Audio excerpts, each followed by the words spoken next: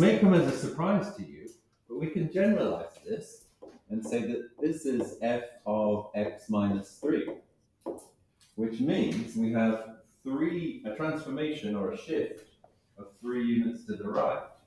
So this point, surprisingly, will move to this point here, at 3, 0. This point from 1, 1 will move 3 to the right here, and it's going to be 4, 1. And this is a good point, 4, 2. It's going to move 3 units to the right here. And it's going to look like this. Is the coordinate 3, 0 on the graph? Is it included or excluded? Included. Oh yeah, included. Can we divide by 0? Sorry, can we take the square root of 0? Yeah. Because 0 times 0 is just 0. Can we take the square root of 0? 0 times 0 is 0. Yes. The question has a yes/no answer. Can we take the square root of 0? Yes. Yes, we can take. So this point is included. This point is included on this one. So we have a graph that's going to look like this. Okay, have a go at this next one for yourself.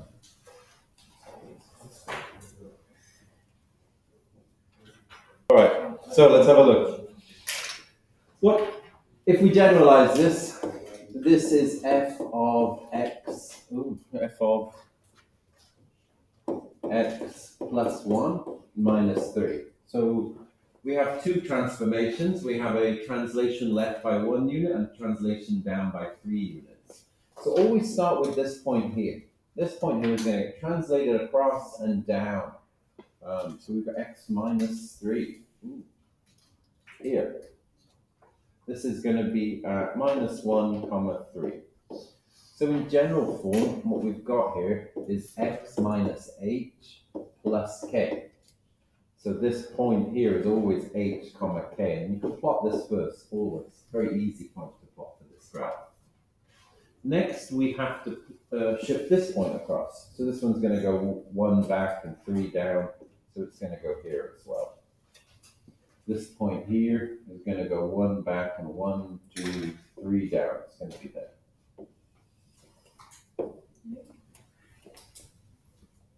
Record. Kind of like last semester, I struggled with like applying transformations, but with the stretches and compressions. I want to like in the order of it. We are going to. So they're in the order of precedence of operations. They're in the order of precedence of operations, but generally we'll look at some strategies and techniques. We'll see the transformations with these functions, with cubic functions. We'll see it with exponential functions, with logarithmic functions, with sine functions. This course loves transformations of functions. There's a lot of it. So hopefully that will help. I think there's a bit too much of it. Yeah, that's that one. Have a go at this one for yourself. Here you go. You've got a stretch.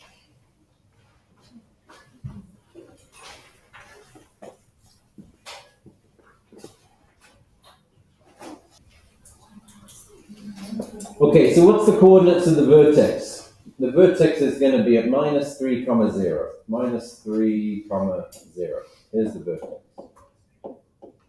Or the end point. Here's the end point. So 1 across from that, this point is going to get doubled.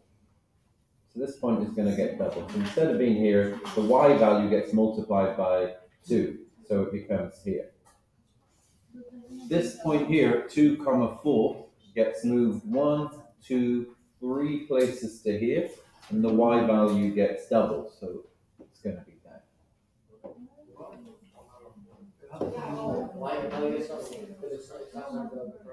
But how do you know to choose 2, 4? For those that arrived on time, this curve has some interesting points. 1, 1, 2, 4, sorry, 4, 2, 4, 2, and 9, 3. Dimitri. Would it be right to only graph the negative values? Can you explain? Like instead of having the square root of a number be positive, we have all the negative values.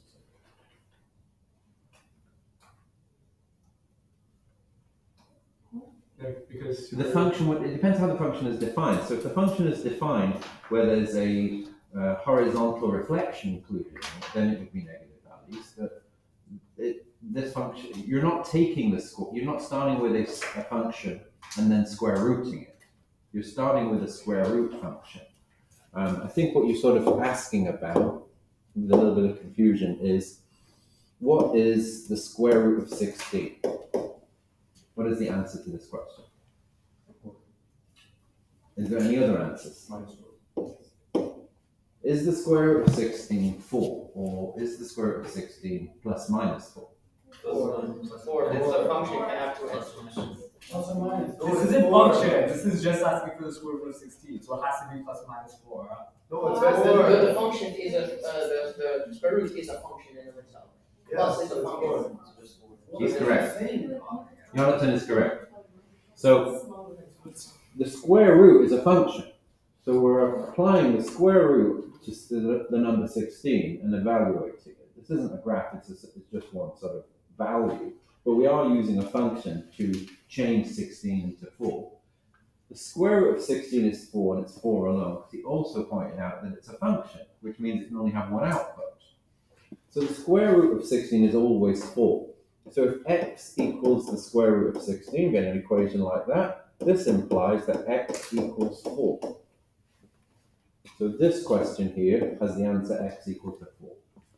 This question is different. If we say that x squared is equal to 16, that implies that x is equal to plus minus 4. These two equations are different. The square root function only gives one answer. It's a positive. It only gives one answer. The equation implies we must consider both plus and minus solutions to the equation, because both of those solutions will work in the original equation. So when you take these solutions and you put them back in the original equation here, it will work and the equation stays balanced. You take that solution, that's the only solution that will balance this equation here. The idea that the square root only has one answer. Yeah. So the square root is a function, right? The square root is a function. Most things in math are a function. So did that answer your question? Because I think you were considering things like that, about plus and minus, I think. Hopefully it answered your question about the graph and the negative values. Yeah? So we can only plot using points from the graph.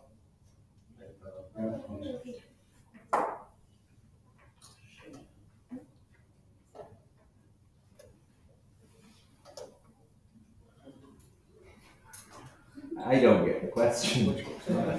You see how we chose points from the Yeah. function? You put the transformations.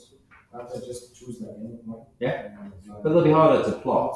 So if let's say you chose pop, point, you chose 2, you're going to get a radical in the answer. So it's going to be an irrational number. So you can find a decimal and plot it approximately on the graph with this, but you won't without a calculator and things. So typically, integer ones are easier to plot.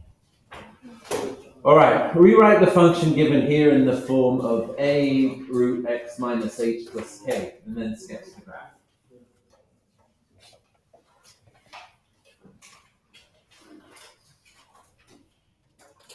So at this point, we're going to look at some different strategies that can be useful for plotting different variants of this.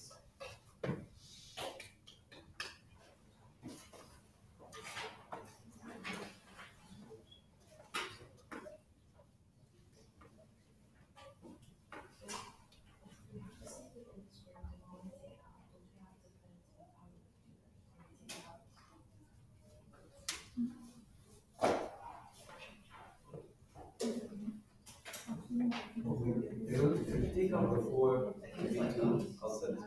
No, but Is it a 1 over 4 on the outside? No, it's 4 to the minus 2. Yeah. basically.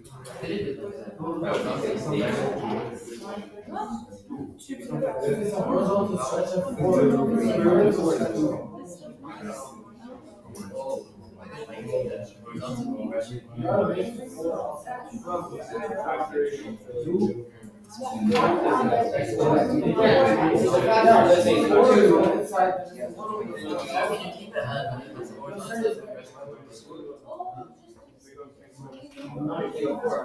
Oh, how do you say it's 4? But sorry, what is the what is the horizontal shift? Due to the. So some people might see it as 8 to the right. Oh, yeah. Yeah. Because that's me, like x minus 8 inside. Is it a structure? Alright, it's really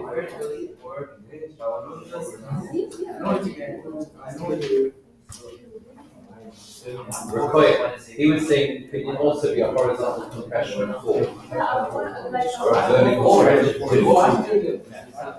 Hello.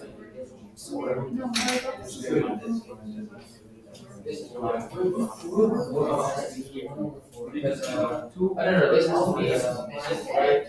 Because this here is. You can only be correct once. I don't think he's ever right. But. Oh. All right. Let's have a look at our answer here. So we've got y equals root 4x minus 8 minus 1. We can simplify that to 4 bracket x minus 2 close bracket minus 1. We can split the radical like this. We can split the radical like this.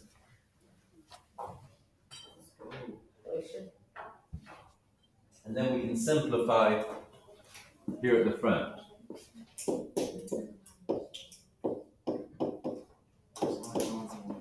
So sketching our graph, the value h is going to equal 2, k is going to equal minus 1. So we've got a point at 2 comma minus 1. That's where it's going to stop. So on this one, we are going, so 1 comma 1, so we're going to go 2, and then we're going to go 1 down, so we're going to be here. So this is going to be at 3 comma 1.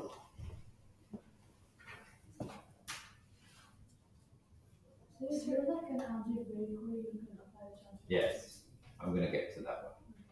I think it's my last slide. So when we're moving, we need to put more than 2 points. 2 points is usually enough. Wait, sir, how do you get 3 comma 1 again? How long shall I wait? Wait is not an interjection in English. So I must interpret that as an imperative statement, asking me to wait, or ordering me to wait. Hello, sir. Why? Excuse me. Oh, excuse me. Sir. Excuse me, sir. Where do you get 3, 1 from? Okay. All right. So we've got this point 0, 0. And we typically use this point here, which is at 1 comma 1. Yeah. So h and k are easy to find, 2 comma 1. So the transformation of this 1 comma 1 will first go across, because we're moving across by 2. So to begin with, it will move to 3 comma 1, like this. Then, so that's just simply the shifting it right. So if I shift it right first, and then I have to stretch it next. So when I stretch it, it comes to 3 comma 2, and then I vertically shift it down again, and it comes back to 3 comma 1. So yeah. Somebody, I think somebody asked what is, I think it was Rokoya was asking, what are the order of the transformations that occur? And it is actually quite easy. It is actually quite easy. If we look at the general form, y is equal to a root 1 over b bracket x minus h plus k. This is the most generalized form of all of your transformations. So what you have to do, it's the order of precedence of operations. You're putting a number into X and then evaluating until you get the Y value. So when you put the number in, you apply the horizontal shift first, and then the horizontal compression, and then the function, and then the vertical stretch, and then the vertical shift. So the reflections occur at the same time as any horizontal or vertical stretch happens. So first up is horizontal shift, then it's reflection in the y-axis and horizontal stretch, then the function, and then then vertical stretch, and then lastly vertical shift. But it's the order of precedence of operations. We mean then the function. Oh, right.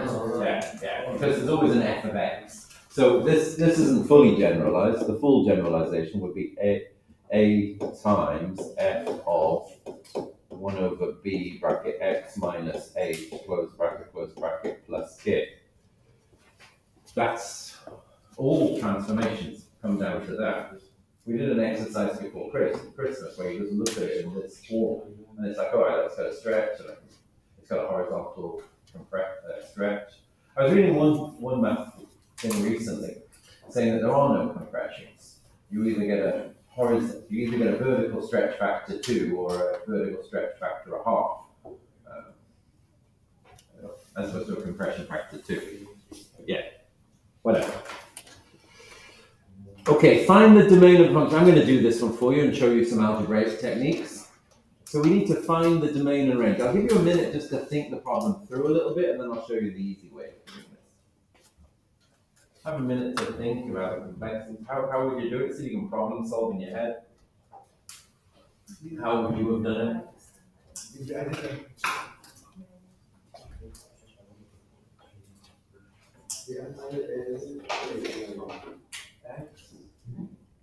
How do we find the domain of a rational function? How do we find the domain of a rational function? How do we find the domain of a rational function? Explain to the person next to you. How do we find the domain of a rational function? Find the denominator x. Find the denominator. All right. How do we find the domain of a rational function? Jude. How do we get those? By making the denominator of the So we find the domain by taking the denominator and doing what to it? and making all the x's equal, making each of the x values equal 0. You're getting there almost. Synergy. We look for the excluded values No. with.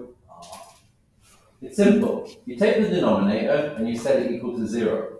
This is how we get the domain of a rational function.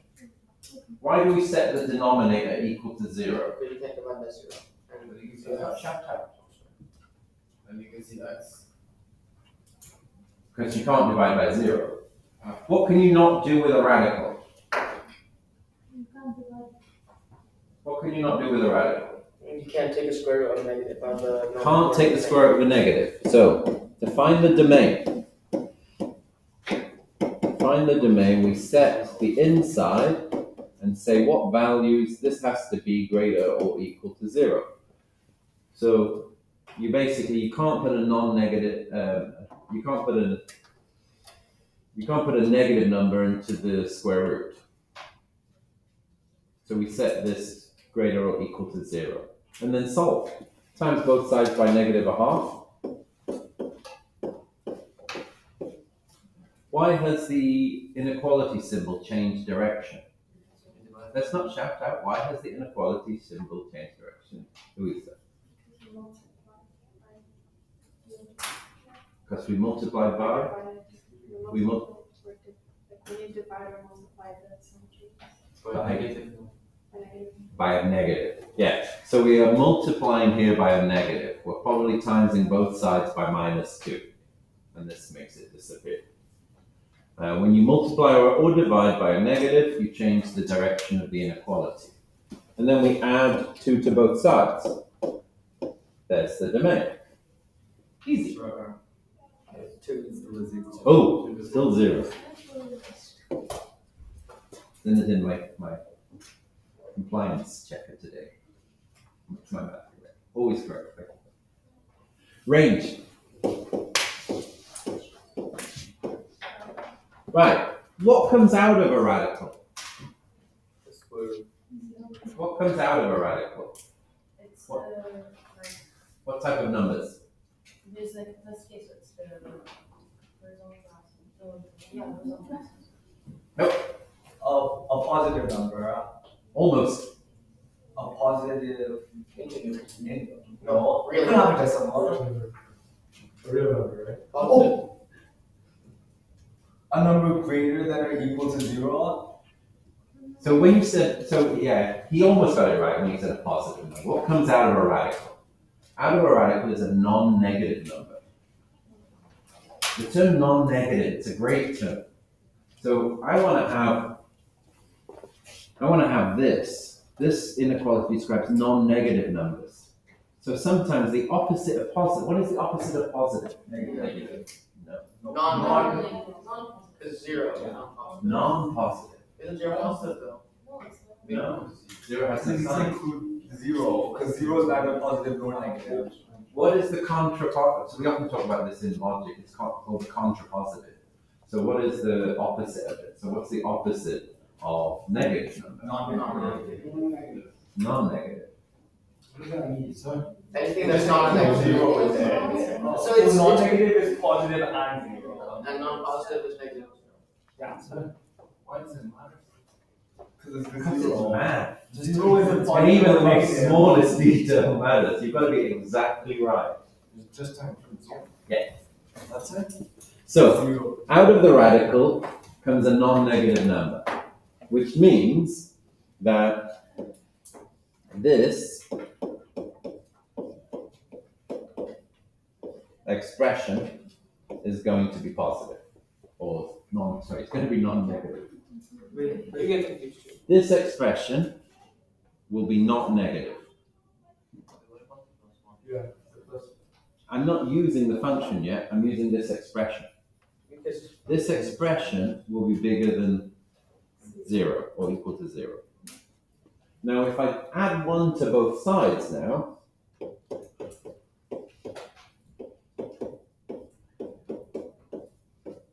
I get this.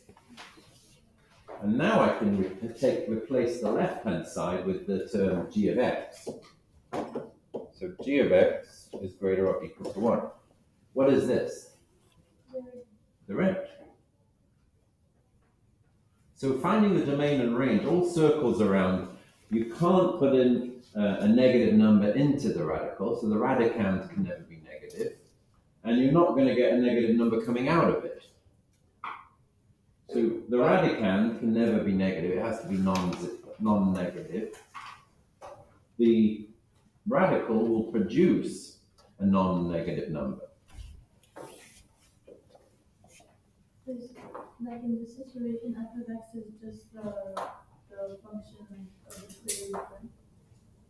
what does that mean? That's why. Oh yeah, that's a typo, I think. That's a typo.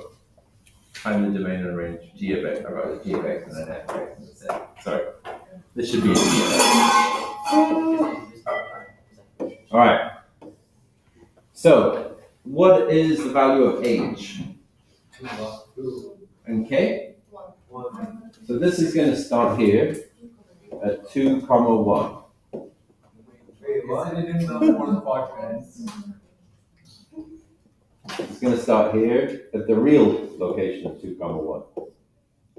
And then it's going to go up like that. Because x has to be less than 2, and the range has to be greater than 1. It's got to go that way. You don't need more points when you go back to core 1.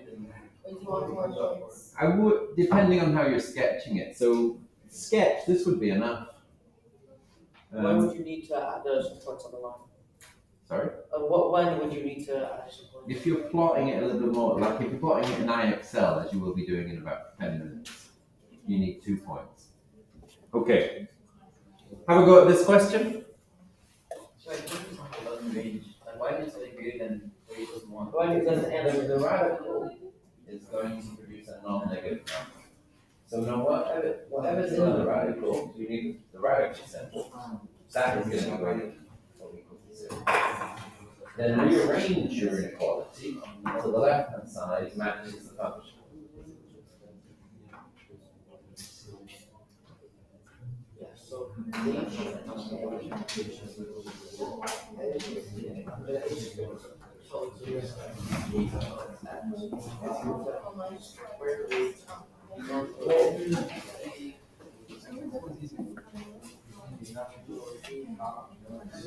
Part of it.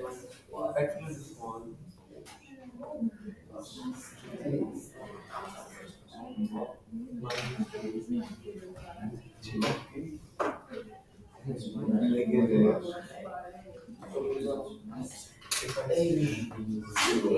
negative? What did you get?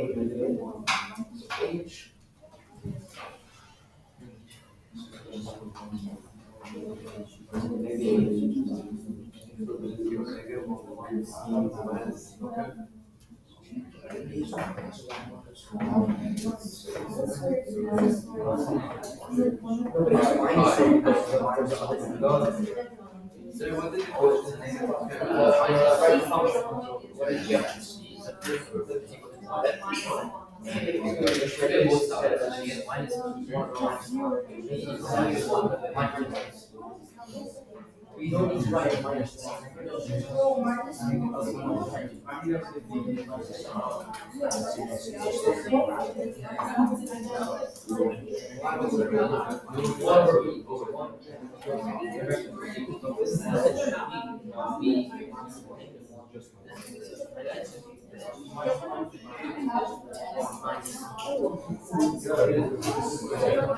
Isn't the range always just from the k value and like if there's no choice, isn't it just from the k value and the like the Okay, but we are thinking so much. Gx is equal to negative open bracket x minus 1 close bracket. Well, it depends whether this is a reflection is what's it. Well,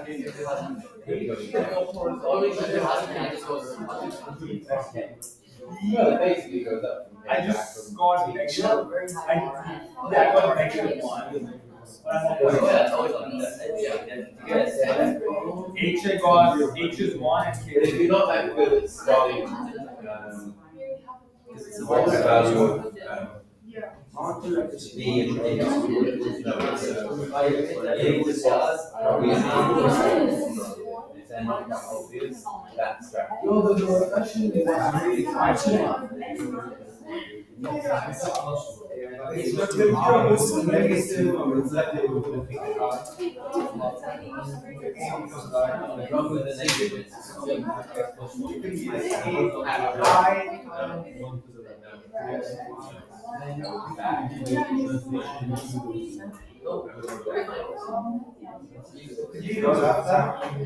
That's the side that doesn't exist.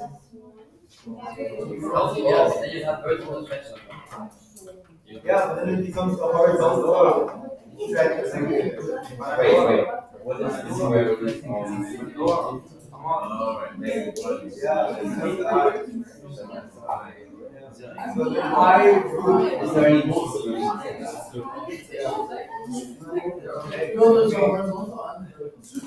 negative I I squared is negative 1. Square root of I is not. Square root of 1 is not. Negative 1 is not I. I want negative. First one would be at 0 negative I. Because negative I squared. This is just again if you plug in minus 1, that's if you plug in 0, that's actually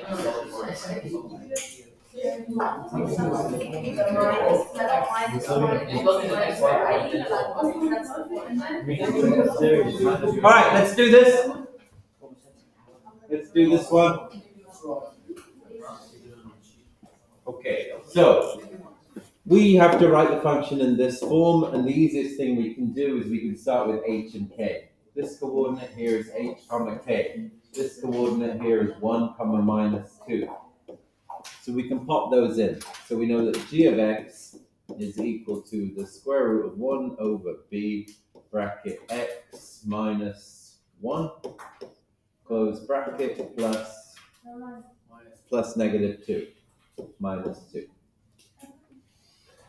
You can use transformations and try and figure out what sort of transformation there is here. But I heard somebody asking earlier saying that is there algebraic techniques? So we'll do an algebraic technique here. Let's say we haven't got a clue about any reflections or compression or stretches or compressions. Easy technique, take this point here now. So you're always going to find h and k. Pretty easy from the graph. That's going to come really easy. Put them in. The other bits can be a little bit trickier to find. So what you want to do is put in this point. This point is 0, negative 1. 0, negative 1. So we're going to say that negative 1 is equal to 1 over b 0 minus 1 subtract 2. So let's move the 2 across. We'll add 2 to both sides. We'll get 1 here is equal to 1 over b times minus 1. I'm adding 2 to both sides. Yep, just checking that. Square both sides. Well, we get 1 over b times negative 1. I think we can see the answer here at this point, but let's say we multiply both sides by negative 1. We'll get minus 1 equals 1 over b. And then we'll take the reciprocal of both sides, and we'll get 1 over minus 1 is equal to b. And then we'll just finally put ourselves out of the misery and say, yeah, of course, b is negative 1. I know it's kind of like stupid, but when there's an example of b is 4, it's a compression of 1 over 4, right? Well, let me finish this question. So this question needed an answer. Therefore, g of x is equal to minus 1 x minus 1 minus 2. All right, that's that. Okay, you had a question. Okay, so like example, like if 1 over b was just 4, like it was 4 no fraction, so it would be a compression of 1 over 4. It's always split when we compress it. Let's see what she's talking about. So you're talking about the function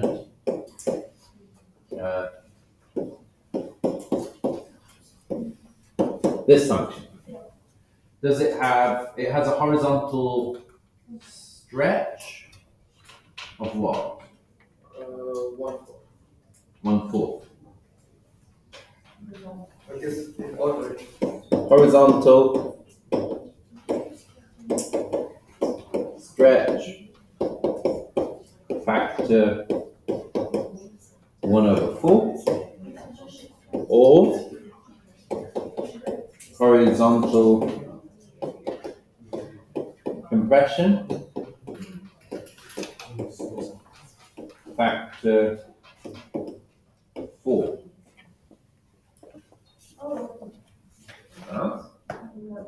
In fact, this one actually has a vertical stretch factor 2. Vertical stretch factor 2 or a vertical compression a factor 1/2. For the final equation, we would also have like g of x equals a square root of x minus h, right? Next question. Depends what format you're talking. Yeah, because you can't, the horizontal reflection and the vertical reflection, you can't move them through the radical. Yeah, you always have to have that. Would you be able to simplify the answer and say negative in brackets x minus 1, or do you have to put the negative 1 there?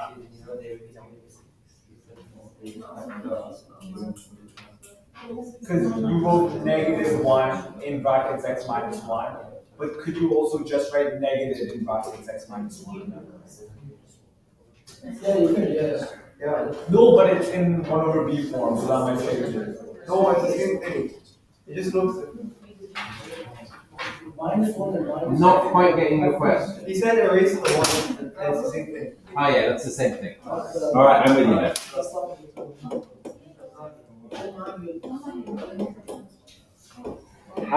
I think this would be considered to be in that form. I don't think I don't think, what you might normally do would be to simplify this as 1 minus x minus 2. This is the simplest possible form, but I wouldn't give this as my answer. If I've been asked for that format, I would try and give that format. And if it was, let's say it was Rukoya's question, and I was asked to put it in that format, then on this one, I would write it, I would make the effort to say that. 1/1/4, could you just say? If I'm asked for this format here, I'm going to say that b is a quarter. I'm going to say that b is a quarter very clearly on that one. All right. Have I got this question?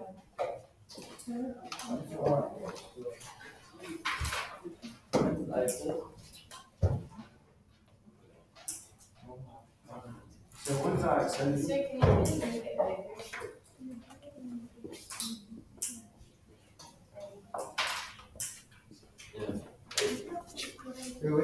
don't see the function. We have it big or we see the format? We can't have both. Did you write the format on the board? No, it's really complicated. You can say that type of math. Is it like A or B? It's A. Okay, and then what else? H and K.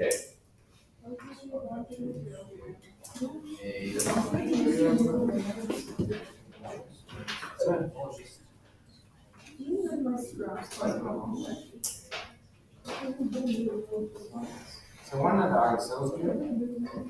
Tonight at 6 o'clock. What? All the time? All of them? Even the ones you assigned today? He's joking. No, that's not funny. He's gonna be serious one day. Watch. That looks slightly different, to be honest. It does look slightly different. I'm saying 5 of 5. I'm not usually holding my face. It's dead hand. That's what I'm joking. You see that on your arm? They already got my system. This is what I walk to tell the God. They already got my system.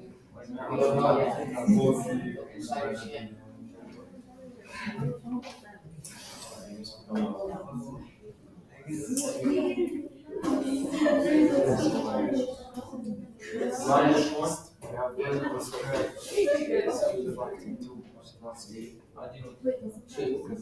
time we go across once, we go up. That's 3. Every time we go across once, we go up.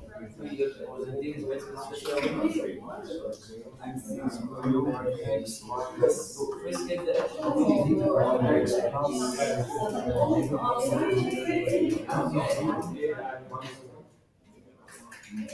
Yeah, I got A equals 3. Oh, why didn't you just?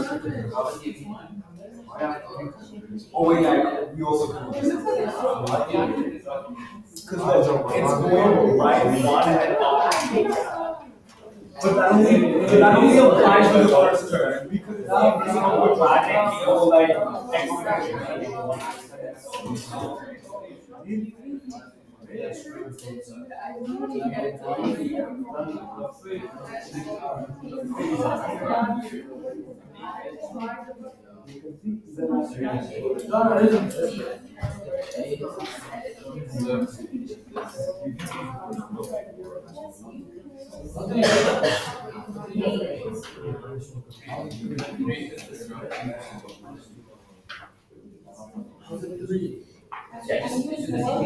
Just E is equal to 1/3.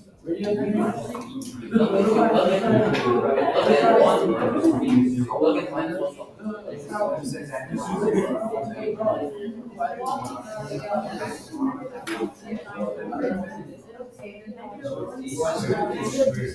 I don't have much.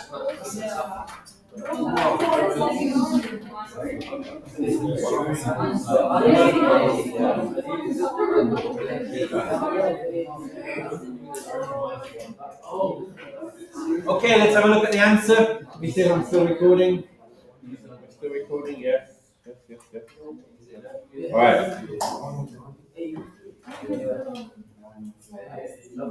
With this type of question, somewhere in your question, always say what the value of H is, K is, and A. This type of question is asking for model. Make sure you say very clearly H is this, K is this, A is that at some point. So let's start off just by saying h, what is the value of h? -2. Yeah, this is at -2 comma -1. So h is -2, k is equal to -1. Next, we can put this coordinate in. This is -1 comma 2. So 2 is equal to a square root x, x is going to be -1 minus h. So minus, no, that's not h.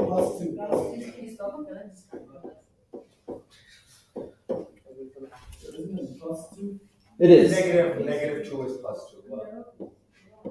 So we have a. So what's -1 times -2? That's not right. Is it? Yeah, because you would add one to that. It is right. It is right.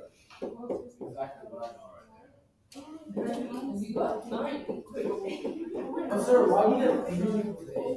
Because you add one. No, but you need to square both sides. No, but the -1 is outside. Outside of the radical. So you don't need to. That means you could revision. I'm not.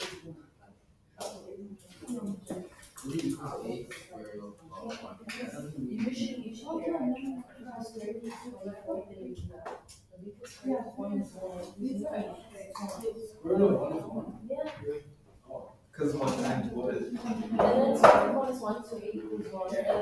I don't know square root.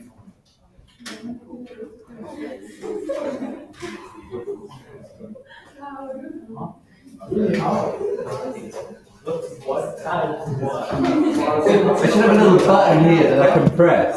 And the little robot comes in, grabs you, takes you straight to the council. As you reassign.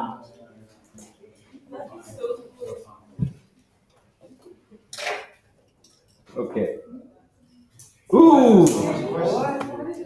And there's something with your word problem.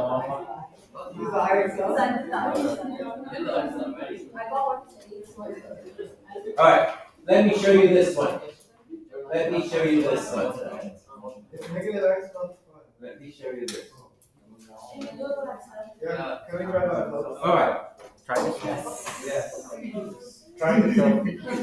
Let me pause the video for a while. So let's start by rearranging this into 3/2 root minus bracket x minus 5 plus 2. H is equal to 5, k is equal to 2. Let's plot that.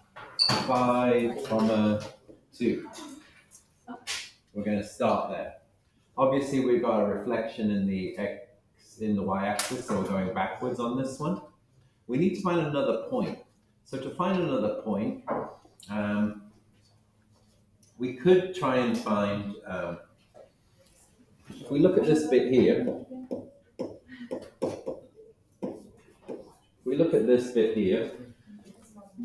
this point, if we wanted this point, we would set this equal to 1 and it would give us the new x value that generates that point when it's transformed. But one of the problems with that is we're going to end up with a number which won't get rid of this 3/2. If we want an integer answer from this, when you're plotting this on IXL, you want an integer answer. So instead of using this point, you could use this point, or sorry, got that wrong. You could use this point, 4,2, or you could use this point, 9,3. When you're trying to plot this with an integer point, like you might do in IXL, use the 1 that's going to get rid of this denominator there. So the 4,2 is what's going to get rid of that denominator there. Or the 9,3 would get rid of a third if you had a 3 down here, so use that point. So what I'm going to do here is I'm going to ask myself what x value will give me 4. So I want the 4, not the 9. So I get x minus 5 is equal to -4. I add 5 to both sides, and I get x is equal to 1.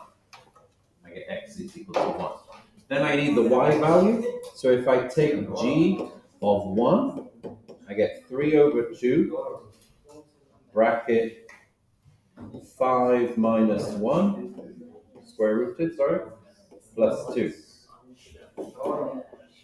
This is going to give me 3 over 2 square root of 4 plus 2, which gives me 3 over 2.